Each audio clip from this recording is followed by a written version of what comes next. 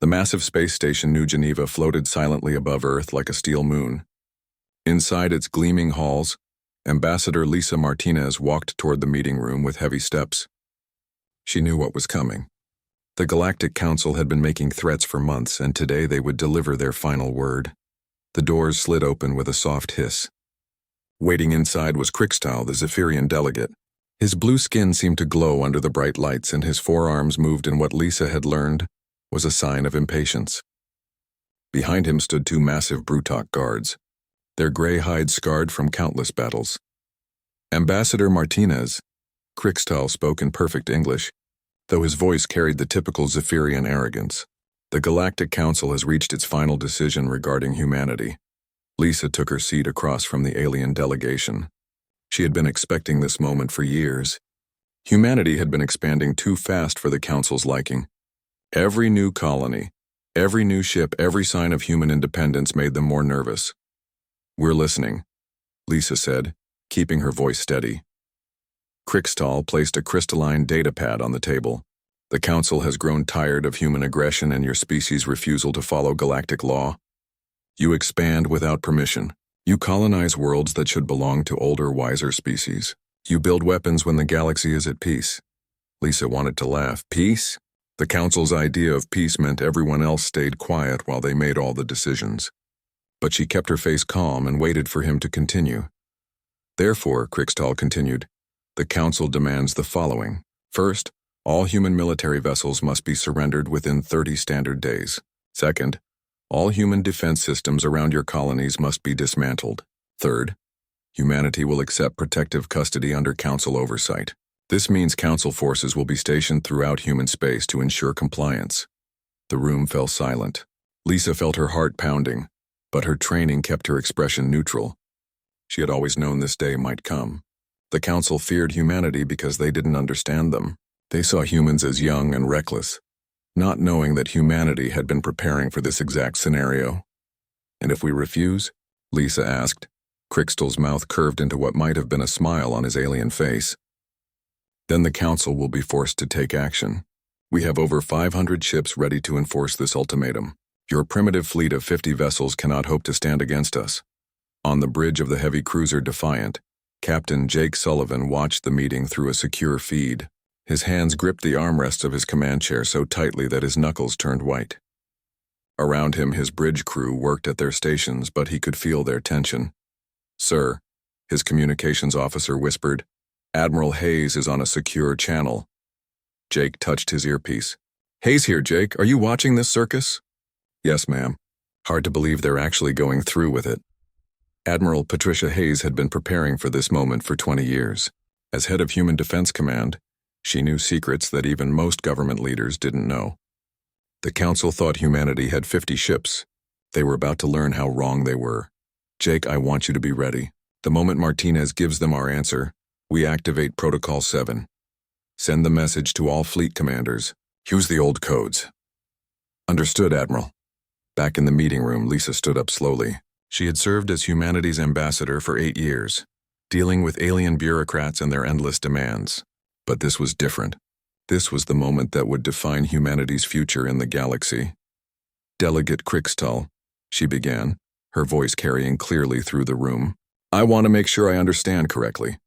The Galactic Council is demanding that humanity surrender its sovereignty, disarm completely, and submit to alien occupation. We prefer the term protective custody," Crixtal replied. "Humanity is clearly too young and violent to govern itself properly. The Council will provide guidance and ensure galactic peace." Lisa nodded slowly. "I see. And this demand comes from the same Council that conquered the Epsilon system last year?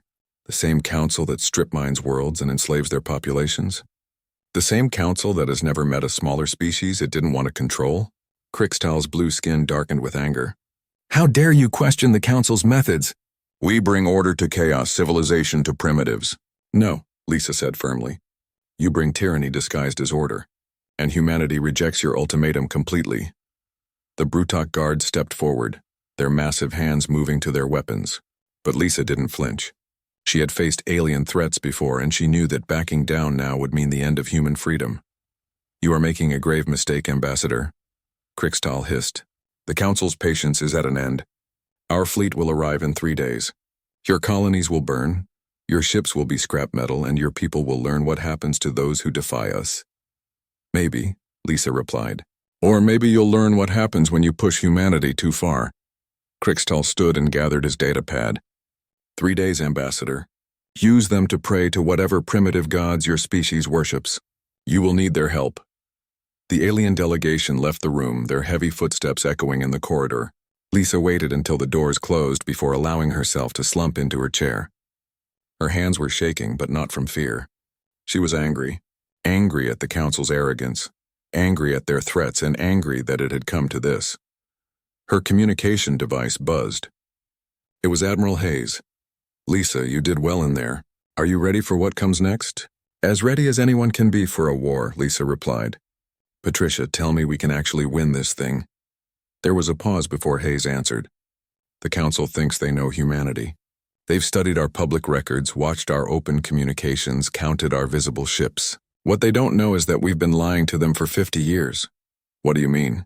I mean they think we have 50 ships when we actually have over 2,000. They think our weapons are primitive when we've been reverse engineering their technology and improving it. They think we're divided and weak when we've been preparing for this exact scenario since first contact. Lisa felt a smile cross her face for the first time in hours. So what's our first move? We let them come to Sol System thinking they have an easy victory waiting for them. Then we show them what human fire really looks like. Admiral Hayes cut the connection and turned to her staff on Earth's primary military command station. Around her, screens showed human ships across the galaxy receiving coded messages. Captains who had been waiting for years opened sealed orders. Hidden bases powered up their weapons. Sleeper agents throughout Council space activated their equipment. The Galactic Council had just made the biggest mistake in their long history. They had pushed humanity too far, and now they were about to learn why Earth was called a death world. The galaxy was about to see what happened when humans answered diplomacy with fire. 3 days passed like a countdown to doomsday. Across human space, families said goodbye to their loved ones. Children were moved to the safest colonies. But there was no panic. Humanity had been preparing for this moment for generations. Fleet Commander Veltar stood on the bridge of his flagship, the massive dreadnought Council's Wrath. Around him, 500 ships moved through space in perfect formation. The largest invasion fleet the galaxy had seen in centuries was about to crush a species that dared to defy the Council. Veltar was a hegemony officer, one of the founding species of the Council. His people had conquered dozens of worlds and enslaved countless species. To him, humans were just another primitive race that needed to learn their place in the galaxy. Sir, we're dropping out of faster-than-light travel in 30 seconds, his navigation officer reported. Excellent. Signal all ships to battle formation. This should be over quickly. Veltar had studied the human fleet. 50 ships at most using outdated technology. His force was 10 times larger and far more advanced. This would be a massacre. The stars shifted as the Council fleet dropped back into normal space at the edge of the Sol system. Veltar expected to see the pathetic human fleet waiting for them, probably sending desperate surrender messages. Instead, his tactical officer started screaming, "Sir, multiple contacts. Hundreds of ships. No, thousands. They're everywhere."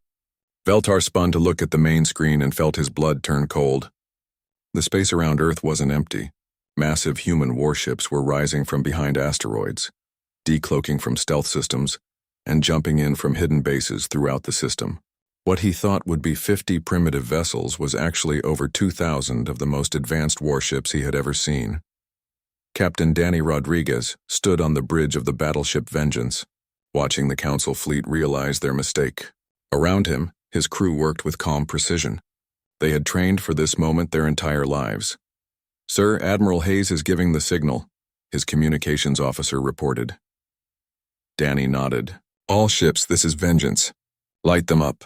The human fleet opened fire as one. Thousands of railgun rounds moving at incredible speeds slammed into the Council ships before they could even raise their shields. Quantum torpedoes, invisible until the moment of impact, tore through alien armor like paper. Plasma cannons, improved far beyond what the Council thought possible, burned through their hulls. The first wave of attacks destroyed 50 Council ships in less than 10 seconds. Commander Kelly Brooks piloted her fighter through the chaos, leading Ghost Squadron in a strike on the Council's carrier ships. The small human fighters moved faster than anything the aliens had ever seen, darting between the massive enemy vessels like deadly insects. Ghost Leader, "This is Ghost 2, her wingman called over the radio. "These alien fighters are slow as rocks compared to ours." Kelly smiled as she lined up another target. "That's what happens when you design ships for intimidation instead of combat." Ghost Squadron switched to Formation Delta. "Let's show them what real pilots can do." The human fighters tore through the alien formations. Where Council pilots relied on their ship's heavy armor and powerful shields, human pilots used speed, skill, and superior tactics. Kelly's squadron alone destroyed 20 enemy fighters in the first 5 minutes of combat. Back on the Council flagship, Fleet Commander Veltar watched his mighty fleet being torn apart. His ships, designed to fight primitive species with basic weapons, were completely outmatched. Human railguns punched through their shields like they didn't exist. Human missiles seemed to know exactly where to hit for maximum damage. "Sir, we've lost over half our fleet," his tactical officer screamed over the sound of explosions. "Their weapons are far more advanced than our intelligence suggested." "Impossible," Veltar roared. "Human technology is centuries behind ours. How can they have weapons like this?"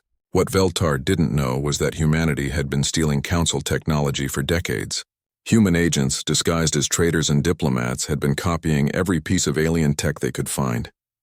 Then human scientists had improved it, made it smaller, faster, and deadlier. The Council thought they were fighting primitives. They were actually fighting a species that had taken their own technology and made it better. Admiral Patricia Hayes watched the battle from her command ship, the massive carrier Freedom's Hope. Her tactical display showed the Council fleet being systematically destroyed. What should have been humanity's darkest hour was turning into their greatest triumph. "Admiral, the enemy is trying to retreat," her tactical officer reported. "Let some of them go," Hayes ordered. "They need to report back to their masters. The galaxy needs to know what happened here." Lieutenant Barry Johnson manned one of the plasma cannon turrets on the destroyer Lightning. He had grown up hearing stories about the Council's cruelty, about worlds stripped bare and species enslaved. Today he was fighting back. "Johnson, we've got a Council cruiser trying to escape," his gunner sergeant called out. "Permission to engage?" "Light it up, Sergeant. That ship won't be enslaving anyone ever again." The Lightning's plasma cannons fired in sequence, each shot tearing chunks of armor from the alien cruiser. The enemy ship tried to return fire, but their weapons couldn't penetrate the Lightning's advanced shields. Within minutes, the cruiser was floating dead in space. Across the battlefield, similar scenes played out hundreds of times. Council ships that had terrorized the galaxy for centuries were being destroyed by human vessels they had dismissed as primitive. Every shot fired was payback for years of threats and intimidation. Captain Susan Walsh commanded the missile cruiser Retribution, one of humanity's newest ships. Her vessel carried experimental weapons that even most humans didn't know about. When a Council dreadnought tried to target a human hospital ship, Susan decided it was time to test them. "Fire the Nova torpedoes," she ordered. 6 missiles, each carrying an antimatter warhead, streaked toward the enemy dreadnought. The alien ship's point defense systems tried to stop them, but the torpedoes were too fast and too smart. When they hit, the explosion was visible from Earth. Fleet Commander Veltar realized his fleet was doomed. Over 400 ships destroyed in less than 6 hours. The humans hadn't just won. They had completely crushed the most powerful military force in the galaxy. "All remaining ships, retreat immediately," he ordered. "Jump to faster than light as soon as possible." The surviving Council ships, less than 100 out of the original 500, fled the Sol system in panic. They left behind a graveyard of twisted metal and burning hulks. On Earth, people watched the battle on their screens in amazement. The monsters that had threatened their children were running away like scared animals. The Galactic Council, masters of the galaxy for 1,000 years, had been beaten by the species they thought was too primitive to matter. Admiral Hayes stood in her command center, surrounded by cheering officers. But she wasn't celebrating yet. This was just the beginning. The Council would be back with more ships, more weapons, and more hatred for humanity. "Signal all fleet commanders," she ordered. "Phase 1 is complete. Now we show the galaxy what humans can really do when we're angry." The message went out to human fleets across the galaxy. Hidden bases powered up their shipyards. Sleeper agents activated deep in Council territory. And somewhere in the darkness between stars, ships that the Council had never seen began moving toward their next targets. The Galactic Council had learned their first lesson about humanity. They were about to learn many more. News of the Council's defeat at Earth spread across the galaxy, faster than their retreating ships. On the capital world of Zentara Prime, Chancellor Mordak paced in his chamber like a caged animal. The impossible had happened. The primitive humans had not just survived, they had crushed the Council's finest fleet. How is this possible? Mordak demanded of his advisors. Our intelligence said they had 50 ships. General Korthuk, the Council's military commander, studied the battle reports with growing concern. Sir, it appears our intelligence was completely wrong. The humans have been hiding their true capabilities for decades. They have thousands of ships, not dozens. Mordak's face darkened with rage. Then we will send 10,000 ships. 20,000. Humanity will burn for this insult. But even as he spoke, more bad news arrived. Human fleets were already striking across Council space. Worlds that had been secure for centuries were under attack. The species they had dismissed as primitive was revealing itself to be the most dangerous enemy the Council had ever faced. Colonel Sam Henderson crouched behind cover on the industrial world of Kepler 442b. His Marines had landed an hour ago, expecting heavy resistance from the Council garrison. Instead, they found confused alien soldiers who had never faced human tactics before. Rodriguez, take your squad around the left flank, Sam ordered through his helmet radio. Martinez, set up the heavy weapons on that ridge.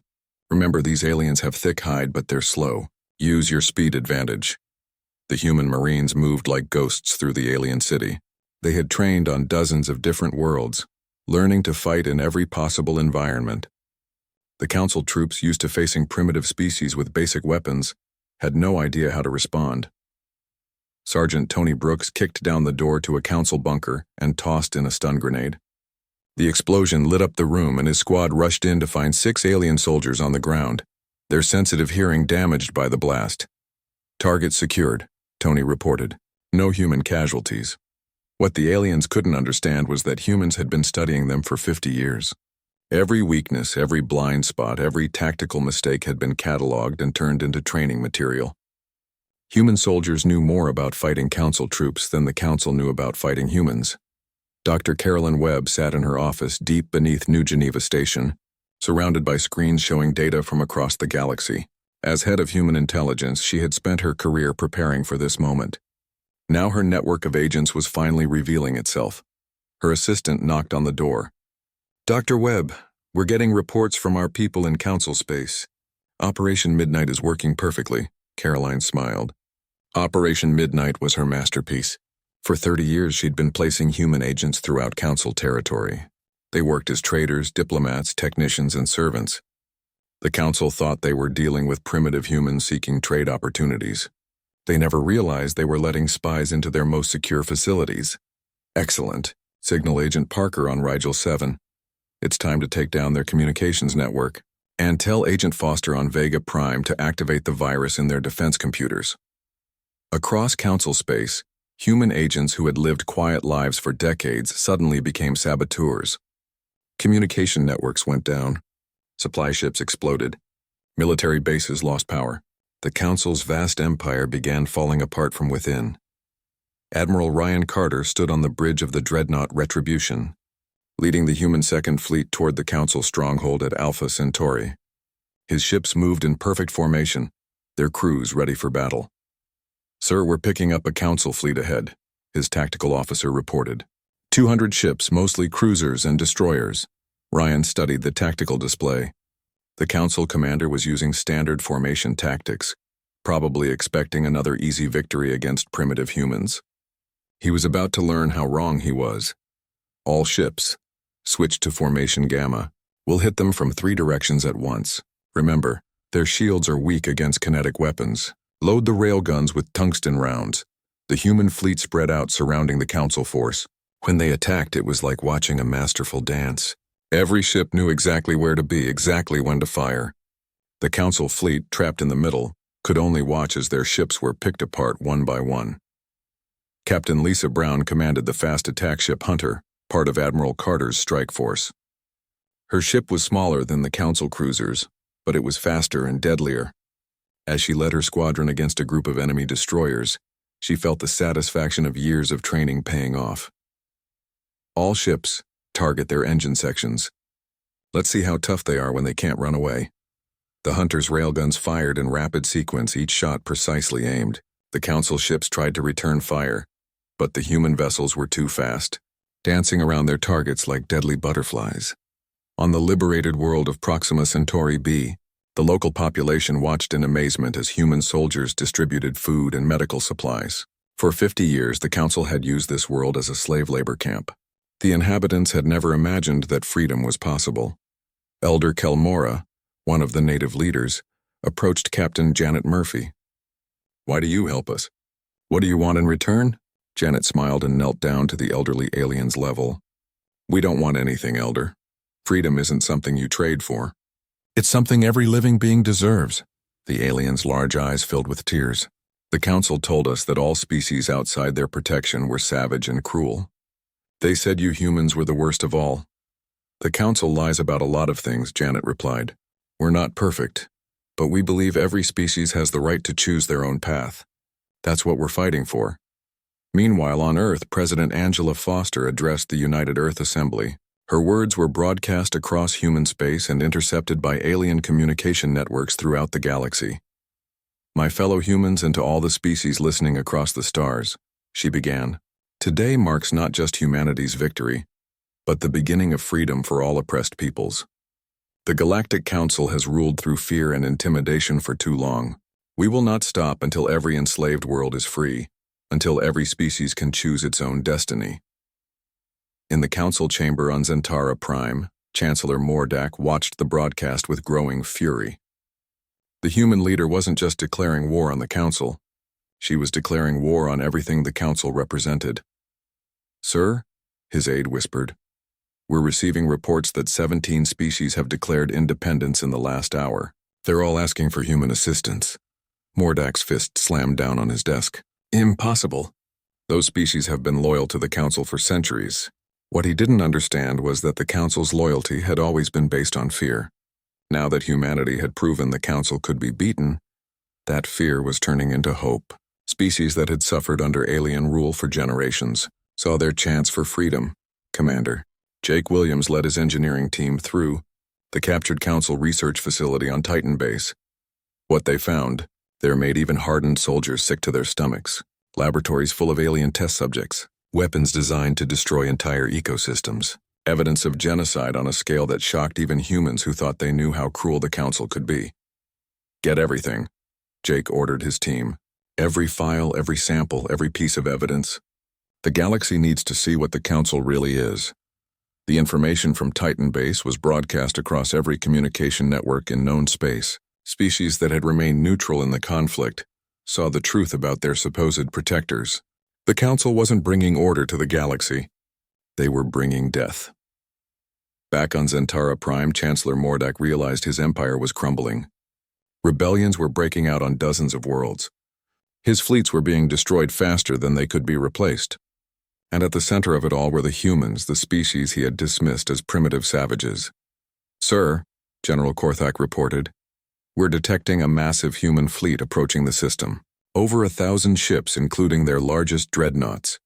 Mordak looked out at the stars and realized that everything he had built was about to come crashing down. The humans weren't just fighting a war. They were leading a revolution that would change the galaxy forever. Admiral Patricia Hayes sat in her command chair aboard the massive flagship Destiny, leading the largest human fleet ever assembled toward the Council's capital. Around her, officers from dozens of liberated species worked alongside human crews. The revolution was no longer just human. It had become something bigger. "Admiral," her communications officer reported, "we're receiving surrender offers from 12 Council worlds. They want to negotiate." Hayes shook her head. "No negotiations. The Council had their chance for peace when they sent that ultimatum to Earth. Now they get to face the consequences." The war was far from over, but the outcome was no longer in doubt. Humanity had answered the Council's threats with fire, and that fire was spreading across the galaxy. burning away centuries of oppression and fear. Deep in the Outer Rim territories, the Korthak warrior chief Gralmoth received a message that changed everything. His people had been slaves to the Council for 300 years, their warrior culture crushed under alien rule. But the message brought something the Korthak hadn't felt in generations: hope. General Marcus Stone stood in the holographic communication chamber aboard his flagship, speaking directly to the alien chief. Behind Marcus, his staff worked to coordinate with resistance movements across the galaxy. "Chief Gralmoth," Marcus said, "we know your people have suffered under Council rule. We're offering an alliance. Fight with us, and we'll help you reclaim your independence." The massive Korthak warrior studied the human general with intelligent eyes. His people were natural fighters, but centuries of oppression had taught them to be cautious. "What assurance do we have that you humans won't simply replace the Council as our masters?" Marcus smiled. "Because we're not interested in ruling anyone. We just want everyone to be free to make their own choices. Your people help us fight the Council, and when this war is over, your world belongs to you again." It was the beginning of something unprecedented in galactic history. The Council had always ruled by keeping different species separated and suspicious of each other. But humanity was doing the opposite, bringing former enemies together in a common cause. On Earth, President Angela Foster stood before the cameras that would broadcast her words across the galaxy. Her speech would be remembered for centuries as the moment when the old order truly began to die. "Citizens of the galaxy," she began, "for too long, the Galactic Council has told you that different species cannot coexist as equals. They've said that only their rule can bring peace to the stars. Today we prove them wrong." The cameras showed the assembly behind her, where humans worked alongside Korthak warriors, Epsilon traders, and dozens of other species, all of them united not under human rule, but under the simple idea that every intelligent being deserved freedom. "The Council claims they bring order," Foster continued. "But we've seen their idea of order: slavery disguised as protection, genocide disguised as peace. The galaxy deserves better, and together we will build something better." Chancellor Mordak watched the broadcast from his fortress on Zentara Prime, his rage growing with every word. The human leader wasn't just threatening the Council's power. She was offering an alternative that made the Council's rule look like what it really was: tyranny. "Sir," his intelligence chief reported, "we're detecting uprising on 47 worlds. The humans are coordinating with local resistance movements everywhere." Mordak's clawed fist slammed into his desk. "Then we'll crush them all. Activate the bioweapons program. If these species want to rebel, we'll show them what happens to traitors." The order went out to the secret Council laboratory on Vega Prime. For decades, they had been developing weapons designed to target specific species. Diseases that would kill humans but leave other species untouched. Toxins that would destroy rebellion at its genetic source. But the Council had made a fatal mistake. They had designed their weapons based on outdated genetic samples, not understanding how much human biology had changed over centuries of space travel and adaptation. On the human colony of New Austin, the first bioweapon attack came without warning. Orbital platforms released clouds of engineered bacteria into the atmosphere. The Council expected to watch humanity's newest colony die in agony within hours. Instead, Dr. Rachel Martinez and her medical team watched in amazement as the bacteria simply died upon contact with human immune systems. Centuries of evolution on dozens of different worlds had made humanity more genetically diverse and resistant than any species in the galaxy. "It's incredible," Rachel reported to Earth Command. "Our immune systems are treating these bioweapons like a minor cold. Most people aren't even showing symptoms." But the attack had accomplished something the Council never intended. It proved to the galaxy that they were willing to commit genocide to maintain their power. Species that had remained neutral suddenly realized that the Council would kill anyone who opposed them. Captain Steve Morrison led the retaliatory strike on the bioweapons facility. His Marines moved through the complex with cold efficiency, capturing evidence and liberating the alien scientists who had been forced to work on the project. "Captain," his sergeant reported, "you need to see this. They've got samples and data on biological weapons designed to kill 43 different species." Steve looked at the evidence and felt his blood run cold. The Council hadn't just been targeting humans. They had been preparing to commit genocide against any species that might rebel against their rule. Document everything, he ordered. Then broadcast it on every channel in the galaxy. Let everyone see what their protectors really are. The evidence from the bioweapons facility spread across galactic communication networks like wildfire. Species that had supported the Council for centuries saw the truth. They were all potential targets. The Council didn't see them as allies or subjects. They saw them as problems to be solved. Admiral Hayes stood on the bridge of her flagship as the massive human fleet approached Zentara Prime. Around her ship, vessels from 20 different species moved in formation. The revolution had become an alliance unlike anything the galaxy had ever seen. Admiral, her tactical officer reported, "We're detecting the Council's home fleet. Over 800 ships, including their ancient dreadnoughts." Hayes studied the tactical display. The Council was throwing everything they had left into defending their capital. It would be the largest space battle in galactic history. "Signal all ships," she ordered. "This is where we end the Council's reign of terror. Every species that's ever suffered under their rule is depending on us. Don't let them down." Commander Pete Jackson led his squadron of human fighters toward the massive Council battle station orbiting Zentara Prime. The station was the size of a small moon, covered in weapons that could destroy entire fleets. But Pete had been studying its design for months, looking for weaknesses. "Jackson to all squadrons," he called over the radio. "Remember, their point defense systems have blind spots near the polar sections. Use the asteroid field for cover and watch out for their heavy fighters." The battle for Zentara Prime began with a fury that lit up the entire system. Human railguns fired streams of projectiles that tore through Council formations. Alien plasma weapons answered back, turning space into a deadly light show. But the outcome was never really in doubt. The Council was fighting to preserve an empire built on oppression. The Allied fleet was fighting for freedom itself. Lieutenant Nicole Taylor worked frantically at her computer station aboard the stealth ship Ghost, trying to penetrate the Council's final defense network. As the fleet's top cyber warfare specialist, she had one job: disable the planet killer weapon hidden beneath Zentara Prime's surface. "Come on," she muttered, as her programs fought through layers of alien security. Just a little more. The weapon was the Council's last desperate gambit.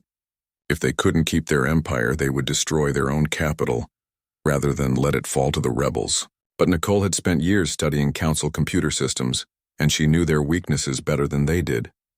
"Got it," she called out as her virus finally broke through. "The planet killer is offline. They can't destroy the city." On the surface of Zentara Prime, Chancellor Mordak watched his fleet being torn apart on the tactical displays. Everything he had built, everything his people had conquered, was being destroyed by species he had considered inferior. "Sir," his aide whispered, "the orbital defenses are falling. The human fleet will be in bombardment range within the hour." Mordak looked out at the burning sky and realized that the age of Council domination was ending, but even in defeat he couldn't understand what he had awakened. Humanity hadn't just defeated the Council militarily.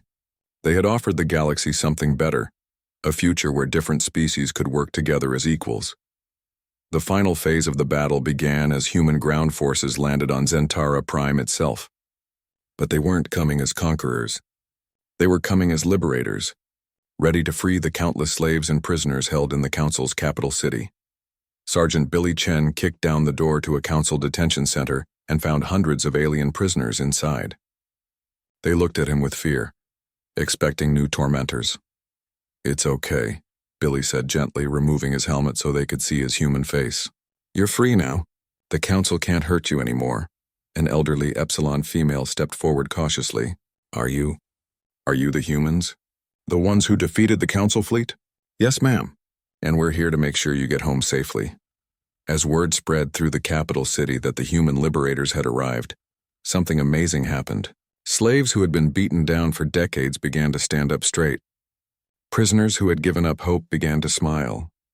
The fear that had held the Council's empire together was finally breaking. The war wasn't over yet, but the revolution had reached its tipping point. The galaxy would never be the same.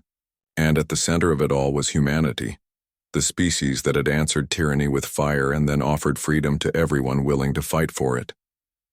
In the distance, the Council's ancient fortress began to burn as Allied forces closed in on the last stronghold of the old regime.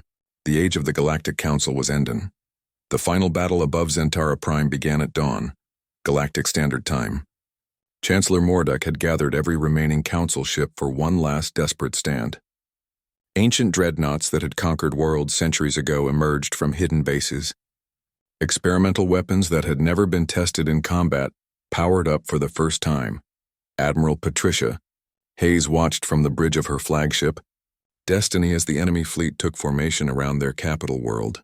She had fought the Council for 3 years now, and this would be the end of it.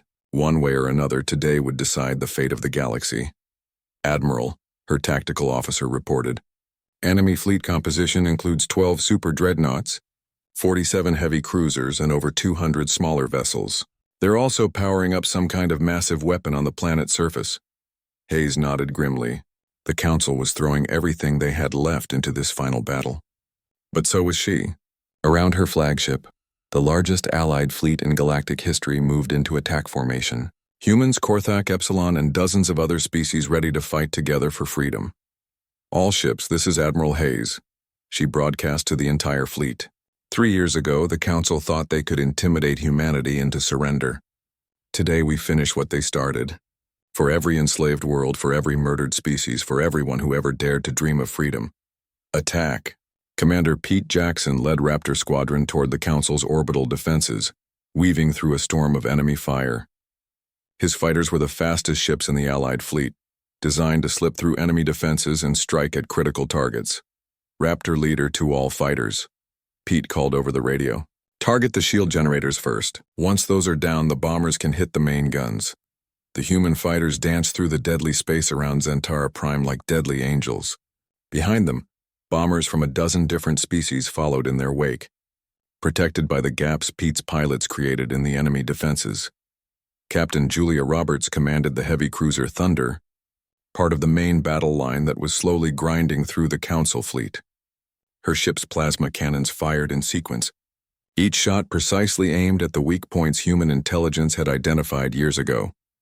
Captain, we're taking heavy fire from that super dreadnought, her tactical officer reported. Julia smiled coldly. Then let's show them what human engineering can do. Fire the Nova torpedoes. 6 antimatter warheads streaked toward the massive enemy ship. The Council vessel tried to shoot them down, but the torpedoes were too fast and too smart. When they hit, the explosion tore the super dreadnought in half. On the planet's surface, Lieutenant Nicole Taylor worked frantically to disable the Council's planet killer weapon. The massive device hidden beneath the capital city could destroy the entire planet rather than let it fall to the Allies. But Nicole had been preparing for this moment for months. Come on, you alien piece of junk, she muttered as her programs fought through the weapons security systems. Just give me access to your core systems. Around her, human Marines held off Council troops trying to stop her work. The sound of gunfire echoed through the underground complex as both sides fought desperately for control of the ultimate weapon. Chancellor Mordak stood in his command center, watching his empire die on the tactical displays. Ship after ship disappeared from the screens as the Allied fleet systematically destroyed his forces. Everything his species had built over thousands of years was being torn apart. Sir, his aide whispered, perhaps we should consider surrender. The humans have offered terms to other council leaders. Mordak's eyes blazed with fury. Never. If we cannot rule the galaxy, then the galaxy will burn. Activate the planet killer. But when he pressed the activation button, nothing happened. On her screen in the underground complex, Nicole Taylor smiled as her virus completed its work. The most dangerous weapon in Council space was now under Allied control. Planet killer is neutralized, she reported to Admiral Hayes. The city is safe. The final phase of the battle began as Council resistance finally started to collapse. Without their superweapons, without their orbital defenses, the remaining Council ships found themselves surrounded and outgunned. Captain Bob Miller commanded the destroyer Vigilant as it pursued the last fleeing Council vessels. His ship was smaller than the enemy cruisers, but it was faster and more maneuverable. One by one, he ran down the ships trying to escape justice. This is Captain Miller to Council vessel Tyrant's Pride, he broadcast. Surrender now and your crew will be treated according to galactic law. Continue running and we'll blow you out of space. The enemy cruiser's only response was to fire its rear weapons at the pursuing destroyer. Bob sighed and gave the order to return fire. Minutes later, the Tyrant's Pride was floating dead in space, its crew ready to surrender. In the capital city below, The final act of the war played out as human troops surrounded the Council's central fortress. The massive building had stood for 1,000 years as a symbol of alien domination. Today, it would fall. Sergeant Carl Davis led his squad through the fortress halls, searching for Chancellor Mordak and the other council leaders. They found resistance from die-hard council guards, but the aliens were no match for human tactics and determination. "Target acquired," Carl reported, as his squad reached the main command center. "Chancellor Mordak, you're under arrest for crimes against sentient life." The alien leader stood defiantly in his ruined command center, surrounded by the wreckage of his empire. "You think this ends anything, human? There will always be those who seek to rule over others. Your precious freedom won't last." Carl looked at the defeated Chancellor with something that might have been pity. "Maybe you're right, but we'll be here to stop them just like we stopped you." The surrender of Zentara Prime marked the official end of the Galactic Council, but the real work was just beginning. In the months that followed, representatives from hundreds of species gathered on the neutral world of Haven to discuss the future of galactic civilization. Ambassador Lisa Martinez stood before the new Galactic Assembly, representing not just humanity but the principles they had fought for. Around her, delegates from species that had been enemies for centuries worked together to build something unprecedented, a truly democratic galactic government. "We gather here not as conquerors and conquered," Lisa said, "but as equals in a shared galaxy. The Council ruled through fear and division. We will govern through cooperation and respect for all sentient life." The new government wasn't perfect. There were arguments, disagreements, and countless challenges to overcome. But for the first time in galactic history, every species had a voice. Every world could choose its own path. The age of empire was over, replaced by an age of freedom. Dr. Amanda Foster, formerly president of Earth, was elected as the first Secretary General of the new Galactic Assembly. Her acceptance speech was broadcast to every inhabited world in known space. 3 years ago, humanity was faced with a choice, she said: submit to tyranny or fight for freedom. We chose to fight not just for ourselves, but for everyone who had ever suffered under Council rule. Today we see the results of that choice. A galaxy where different species can work together as partners, not as masters and slaves. Captain Jake Sullivan finally got his retirement, settling on a small farm on the colony world of New Terra. He spent his days growing crops under an alien sun, watching his children play in fields that would have been slave plantations under Council rule. Sometimes, when he looked up at the stars, he thought about the war and the price that had been paid for freedom. Millions had died in the fighting, both human and alien, but their sacrifice had meaning. The galaxy was free, and it would stay that way as long as people remembered the cost of that freedom. Admiral Hayes, now retired from active duty, wrote her memoirs on a quiet space station orbiting Earth. The book became required reading in schools across human space, a reminder of how humanity had answered the Council's ultimatum with fire and emerged victorious. "We didn't fight because we wanted to rule the galaxy," she wrote in the final chapter.